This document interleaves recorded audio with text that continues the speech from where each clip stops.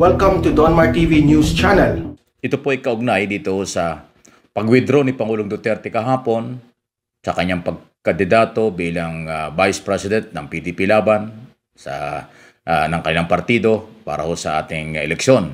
At si Senador Bongo na isa sa pinakamalapit sa kanya ang pumalit. At yun ay tama dahil sa kanilang desisyon dahil nga po sila ay magkapartido. Ang substitute, pwede lang humangyari yan kung kayo magkapartido. Si Pangulong Duterte ay chairman ng PDP Laban. Si Bongo po, Senador Bongo, ay, kung di ako kakamali, auditor. Isa ring opisyal ng PDP Laban. Kaya yung pag-substitute, legal na legal yun. Alang problema. So ngayon, ang tanong ko sa inyo, at pwede po kayo mag-react, comment, at iba pa, mababasa ko ito. Sino po ang pinakamatimbang para sa inyo or inyong tatanggapin o katanggap-tanggap kung sakali kung sino ang magiging katandem nitong si Senador Bongo? Kasi kaya sinabing si Senador ang maghahanap ng katandem o siya ang lalapitan dahil siya yung opisyal na kandidato ng administration. Ang administration party, para po sa inyong kaalaman, siya ho talaga ang dapat nagkukontrol. Sila po yung dapat merong opisyal na kandidato from presidential, vice at lahat ng posisyon sa local and national government kasi administration party. Okay? Dahil nandiyan na nga po si Senador Go, so ang hahanapin dito ng administration, sino ang pwedeng i-partner sa kanya bilang presidential candidate. So ito po, pwede po kayong mamili at kayo magsabi kung ano ito, kung pwede ito. Kasi ang malapit na pwedeng mangyari, Mayor Sara Duterte Bongo or Marcos Bongo. Yung Marcos Duterte or Duterte Marcos vice versa, medyo malabo yun. Okay? Kasi tulad na sinabi ko, ang official candidate ng administration party ay si Senador Bongo na sa pangalawang pangulo na hindi na pwedeng yun basta-basta mapalitan. Pwede lang siya ma-substitute kung sinong taga-partido nila ang pwedeng pumalit pero wala na. Yung chairman na ho, ang ating pangulo, ang kanyang pinalitan eh. Wala nang mas mababa na pwedeng pumalit sa kanya. Kung sasama naman sa halimbawa, magmembro ng PDP Laban, si Marcos o si Mayor Sara Duterte, malabo mangyari yun. Alam niyo bakit? Kasi si Marcos mayroong sariling partido, nationalista party yan eh. At saka ini-endorso ng KBL. Si Sara Duterte naman, meron hong local regional party, yung hugpong pagbabago, hindi yan PDP Laban. Kaya ho talaga ang opisyal na kandidato ng administration sa ngayon, si Bongo pa lang. Kaya nga ho aking tinatanong sa inyo, sino ba ang katanggap-tanggap sa inyo? Yun nga po, kahit si Mayor Sara ay nag-file na po ng Certificate of Candidacy for Mayor sa Davao, wala naman hong problema doon. Anytime, pwede ho niyang withdrawin yan.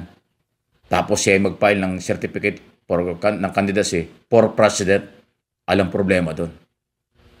Yung daladala niya yung hupong pagbabago niya o kung anumang partido ang pwede magdala sa kanya, pwede hong mabago yun, alang problema rin. Okay? Pero itong kay dating Senador Bongbong Marcos, ito ay medyo alanganin talaga. Kasi until now, si Marcos hindi naman ho nagde-decide. At nakikiramdam siya sa galawan ng administration. Pasintabi na po kay Mr. Marcos at kanyang mga supporters. Kasi ang aking nakikita rito, dapat si Marcos manindigan na eh. Mag-file ka na rin ng Certificate of Candidacy for President. Then saka mo na lang alamin kung sino ang pwede mong samahan at sasama sa'yo.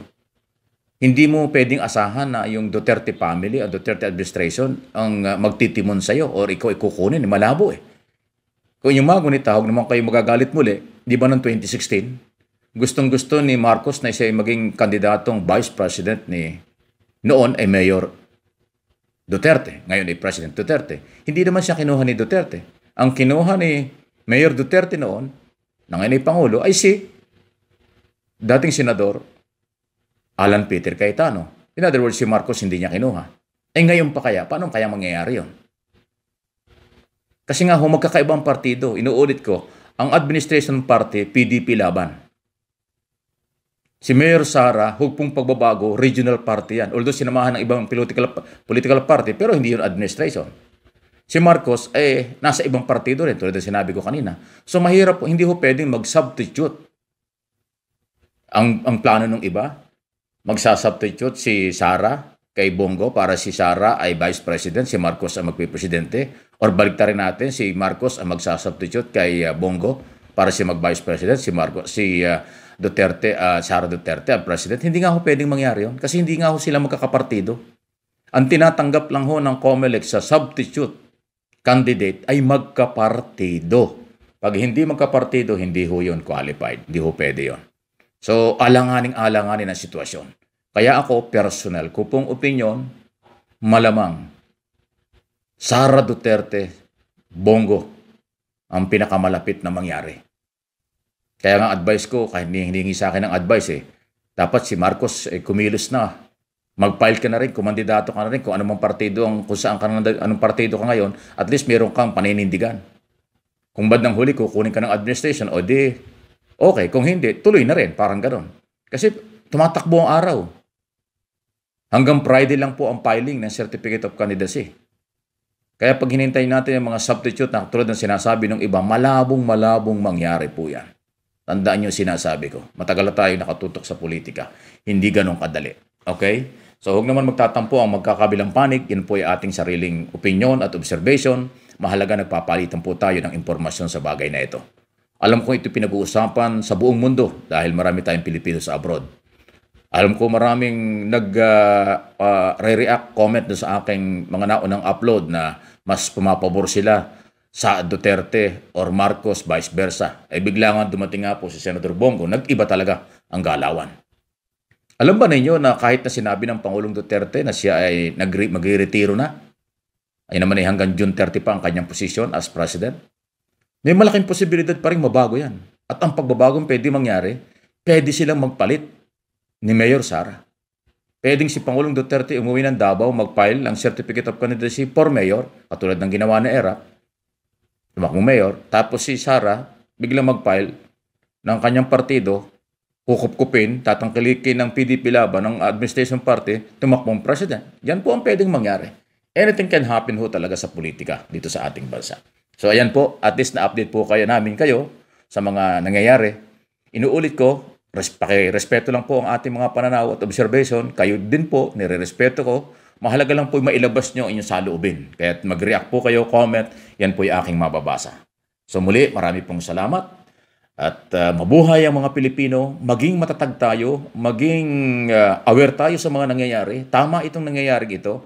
Nagkaka-interest ang lahat ng Pilipino dahil itong political exercise, obligasyon ito sa ilalim ng ating batas. Tayong mga Pilipino ang magde-decide dito, hindi ibang bansa. Kaya ako'y natutuwa dahil napakarami ho nagpa-participate sa mga pagtalakay ng isong pampolitika. Napakaganda niyan.